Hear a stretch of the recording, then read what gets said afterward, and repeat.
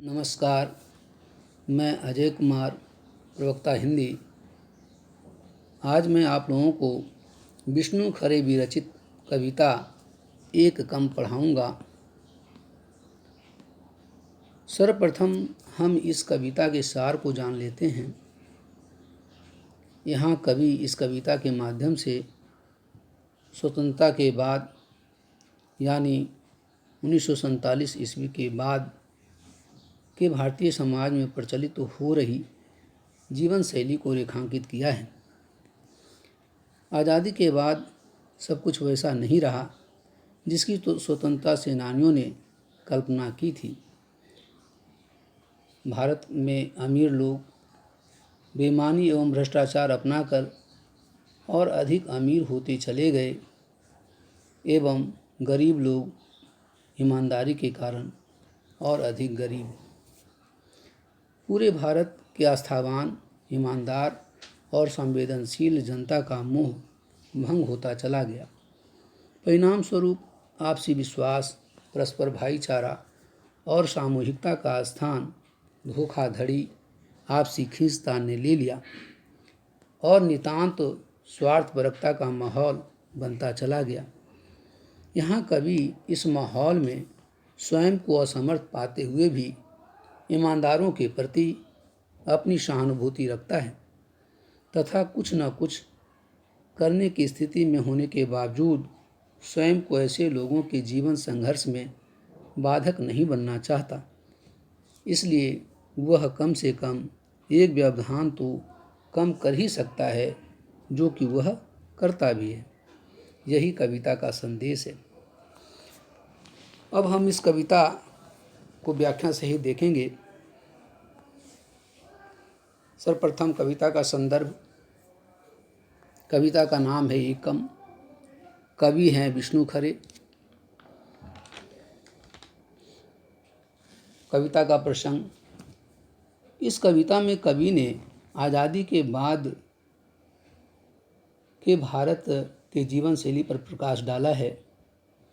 कवि भ्रष्टाचार और बेईमानी भरे माहौल में ईमानदारों के लिए कुछ न कर पाने की जो बेबसी है, उससे कवि लाचार है। उसने निर्णय लिया है कि वह इन संघर्षशील लोगों के रास्ते में बाधा नहीं बनेगा। अब हम इस कविता के भावार्थ को देखते हैं। कवि कविता में कहता है,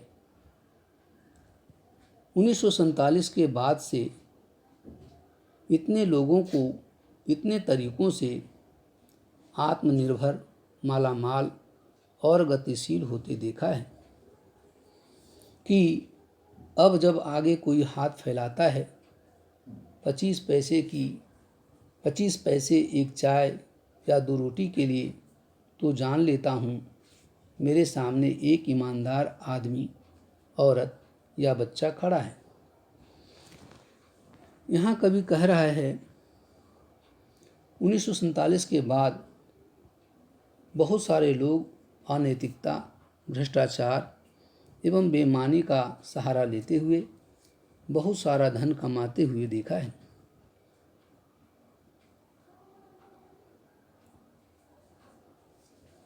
यहाँ कवि इन लोगों पर कटाक्ष किया है जो गलत तरीके से धन कमाकर अपने आप को आत्मनिर्भर, अमीर और प्रगतिशील मानते हैं। ऐसे लोग भी अगर ईमानदारी की नीति अपनाया होता तो आज कोई गरीब नहीं होता। आज स्थिति ऐसी है कि जब भी कोई कवि के सामने भीख मांगता हुआ दिखाई पड़ता है तो उसे वह व्यक्ति ईमानदार वर्ग का प्रतिनिधित्व करता हुआ मालूम पड़ता है। ईमानदारी के रास्ते पर चलकर यह व्यक्ति भी अमीर बन सकता था, परंतु यह भीख मांगने वाला व्यक्ति जो कभी 25 पैसे मांगता है और ये 25 पैसे मांगना उसके अभाव का प्रतीक है, एक चाय या 2 रोटी मांगना उसके भूख का प्रतीक है, तो ऐसा ईमानदार व्यक्ति, बच्चा या औरत अभावग्रस्त है जो गरीबी के कारण इस स्थिति में पहुंच गया है। आगे कवि कहता है, मानता हुआ कि हाँ मैं लाचार हूँ, कंगाल या कोढ़ी या भला चंगा हूँ और कामचोर और एक मामूली धोखेबाज, लेकिन पूरी तरह तुम्हारे संकोच, लज्जा, परेशानी या गुस्से पर आश्रित, तुम्हारे सामने बिल्कुल नंगा, निर्लज और निराकांक्षी मैंने अपने को हटा लिया है हर होड़ से। मैं तुम्हारे विरोधी, प्रतिद्वंदी या हिस्सेदार नहीं। मुझे कुछ देकर या न देकर भी तुम कम से कम एक आदमी से तो निश्चिंत रह सकते हो।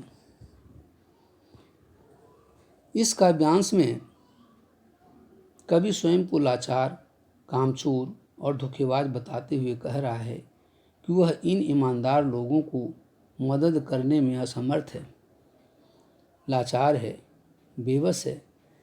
इस तरह बेईमानी भरे माहौल में मैं कुछ नहीं कर पा रहा हूँ।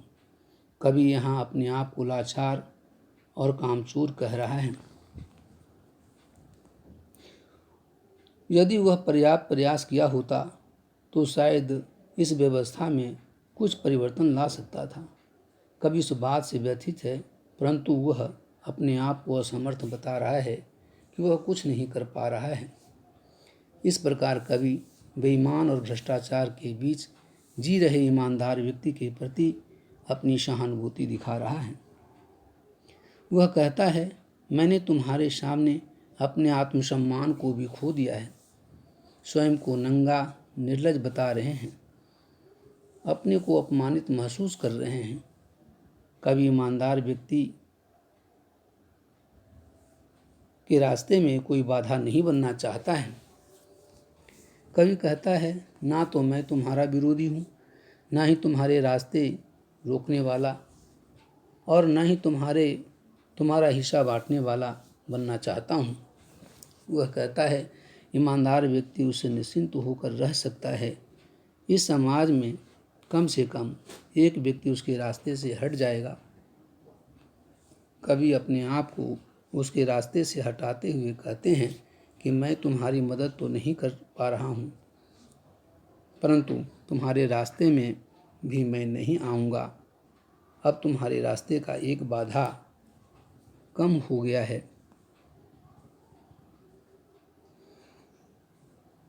अब इस कविता के शिल्प सौंदर्य को देखते हैं। कविता की भाषा खड़ी बोली है, यहाँ शांत रस है। कविता में भावात्मक शैली है, छंद मुक्त कविता है, माधुर्य गुण है, शब्द में लाक्षणिकता है। यहाँ लाक्षणिकता प्रधान शब्द हैं। 25 पैसे, नंगा, निर्लज, हर होड़ में अनुप्रास अलंकार है।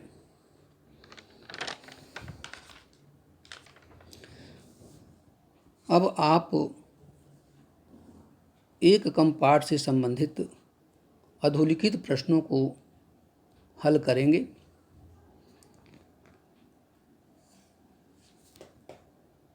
पहला प्रश्न है, कवि ने लोगों के आत्मनिर्भर, मालामाल और गतिशील होने के लिए किन तरीकों की ओर संकेत किया है? अपने शब्दों में लिखिए। दूसरा, हाथ फैलाने वाले व्यक्ति को कवि ने ईमानदार क्यों कहा है? स्पष्ट कीजिए।